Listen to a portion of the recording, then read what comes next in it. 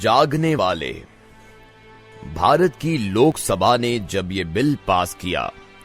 تو میں ٹیلی ویژن کی آواز بند کر کے اخبار پڑھ رہا تھا۔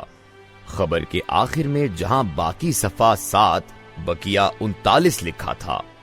پہنچ کر میں نے غیر شعوری طور پر اسکرین پر نظر ڈالی تو مجھے سفید کرتوں، سفید دھوتیوں اور سفید ٹوپیوں میں ملبوس ارکان اسمبلی کے چہرے پر غیر معمولی چمک نظر آئی۔ زیادہ تر ایک دوسرے سے بغل گیر ہو رہے تھے، کچھ ہاتھ ہلا ہلا کر مبارکبادیں دے رہے تھے اور چند ایک حضرات شوخی میں شاید نعرے بازی کر رہے تھے۔ ایک لمحے کے لیے میں نے سوچا شاید یہ لوگ بھارت کی پارلیمانی تاریخ کا کوئی اہم فیصلہ کر چکے ہیں۔ ہو سکتا ہے پنجاب کے سکھوں کے حقوق بحال کر دیے گئے ہوں، تامل علیحدگی پسندوں کے مطالبات مان لیے ہوں، ناگالینڈ کا مسئلہ حل ہو گیا ہو، بنگالیوں کے خلاف ریاستی نفرت ختم کرنے کا اعلان کر دیا گیا ہو، کشمیریوں کو حق کے خود ارادیت دینے کا فیصلہ ہو گیا ہو، یا مسلم کش فسادات کے خلاف کوئی سخت قانون پاس ہو گیا ہو، وغیرہ وغیرہ۔ بہرحال مجھے ریموٹ کنٹرول تلاش کرتے جتنی دیر لگی، میرا دماغ اتنی دیر طرح طرح کے مفروضے تراشتا رہا، لیکن جب میں نے ریموٹ کا بٹن دبا کر ٹیلی ویژن کی گویائی اسے لوٹا دی تو یہ سن کر حیران رہ گیا کہ یہ لوک سبھا کے ممبران بھی پاکستانی ارکان پارلیمنٹ کی طرح اپنی تنخواہوں میں 400 گنا اضافے پر جشن منا رہے تھے۔ مجھے حلق میں پتھر سے گرتے محسوس ہوئے۔ میں نے ریموٹ کنٹرول اٹھایا اور ڈش کا ریسیور آف کرنے کے لیے بٹن پر ہاتھ رکھ دیا، لیکن اس سے قبل کے خفیف سے جھماکے کے ساتھ شیشہ بے رنگ ہو جاتا، اسکرین پر ارکان پارلیمنٹ کی پرانی اور نئی تنخواہوں کا چارٹ آ گیا۔ جی ہاں، مضبوط اقتصادی بنیادوں پر کھڑے اس ملک میں، جس کی بندرگاہوں سے روزانہ کروڑوں ڈالر کا سامان عالمی منڈیوں کی طرف اپنا سفر شروع کرتا ہے،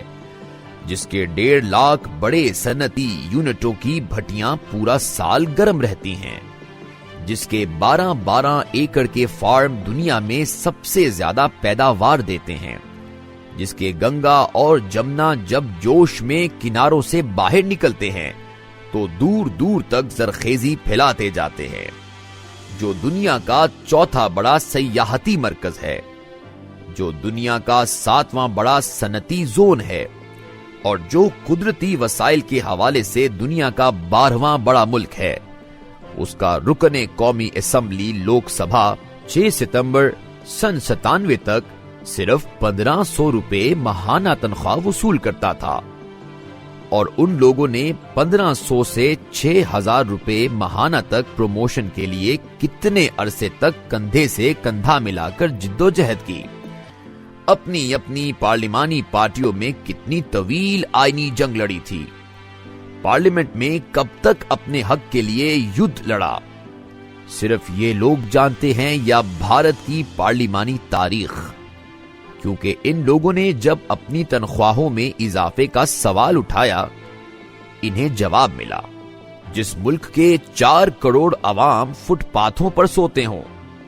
جس ملک کے 7 صوبوں میں جنگ ہو رہی ہو، جس ملک کے 50% عوام غربت کی لکیر سے نیچے زندگی بسر کر رہے ہوں، جس ملک میں بے روزگاری اپنی انتہائی حدوں کو چھو رہی ہو، جس ملک میں عصمت فروشی سب سے بڑی انڈسٹری ہو، جس ملک کی زیادہ تر بچتیں مہلک بیماریوں سے جنگ میں صرف ہو رہی ہوں، اور جس ملک کا ہنرمند اوسطاً 8 روپے روزانہ کماتا ہو، اس ملک کے رکن پارلیمنٹ کے لیے 50 روپے روزانہ کم نہیں۔ یہ تو خیر ہو آئی کے گجرال کی، 1.25 درجن سیاسی پارٹیوں پر مشتمل یونائٹڈ فرنٹ کی کمزور حکومت کی، اور را کے اس خفیہ سروے کی جس میں خدشہ ظاہر کیا گیا کہ اگر ارکان پارلیمنٹ کی تنخواہیں نہ بڑھیں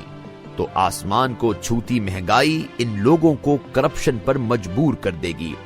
لہذا ان کی تنخواہیں 400 گنا اضافے کے بعد 6,000 روپے ماہانہ کر دی گئیں۔ ٹی وی کے سامنے سے اٹھتے ہوئے مجھے وہ پاکستانی سفیر یاد آ گیا جس نے بھارت سے واپسی پر مجھے بتایا تھا، لوک سبھا میں ابھی تک ایسے ممبران کی تعداد کم نہیں جو رکشوں اور ٹیکسیوں پر اجلاس میں شرکت کے لیے آتے ہیں، مانگ کر اخبار پڑھتے ہیں، سودا ادھار لیتے ہیں، بارش میں وہ سیدھا چھتری لے کر گھروں سے نکلتے ہیں، جوتے بغل میں دبا کر کیچڑ سے گزرتے ہیں اور گلی کے نل سے پانی بھر کر لاتے ہیں۔ اور مجھے وہ پاکستانی سیاستدان بھی یاد آیا جس نے بڑے دعوے سے کہا تھا، پاکستان کی پارلیمنٹ میں ایک بھی ایسا شخص نہیں جس کے پاس ذاتی گھر، گاڑی اور بینک بیلنس نہ ہو، جس کا روزانہ کا خرچ کم از کم 5,000 نہ ہو، جس کے بچے مہنگے ترین اداروں میں نہ پڑھتے ہوں، جو بچوں کی شادی میں 50-60 لاکھ روپے خرچ نہ کرتا ہو، جس کے الیکشن کے اخراجات 30-40 لاکھ سے کم نہ ہوں، اور جو اپنے باڈی گارڈز کو ہزاروں روپے ماہانہ تنخواہ نہ دیتا ہو۔ اور مجھے وہ سابق سپیکر بھی یاد آ گیا جس نے ایک نجی محفل میں کہا تھا، پاکستان کی پارلیمانی تاریخ میں ارکان اسمبلی کی تنخواہوں میں اضافے کے بل واحد ایشوز تھے جن پر کسی رکن اسمبلی نے کوئی اعتراض نہیں کیا، جبکہ ان میں ایک بھی ایسا شخص نہیں تھا جس کے لیے 10-20 ہزار کوئی ناگزیر رقم ہو۔ اور مجھے وہ اقتصادی ماہر بھی یاد آ گیا جس نے بڑے دکھ سے کہا تھا، کیا وہ ملک اقتصادی موت نہیں مر رہا جس کے کھیتوں میں صرف بھوک اگتی ہو، جس کے دریا صرف سیلاب لاتے ہوں، جس کے دریا صرف سیلاب لاتے ہوں، جس کے کارخانے صرف سرمایہ داروں کے ٹیکسال ہوں، اور جس کی پارلیمنٹ صرف چوروں، سمگلروں اور نادہندوں کی محافظ ہو۔ اور مجھے وہ ریٹائرڈ جنرل بھی یاد آ گیا جس نے بڑے دکھ سے کہا تھا،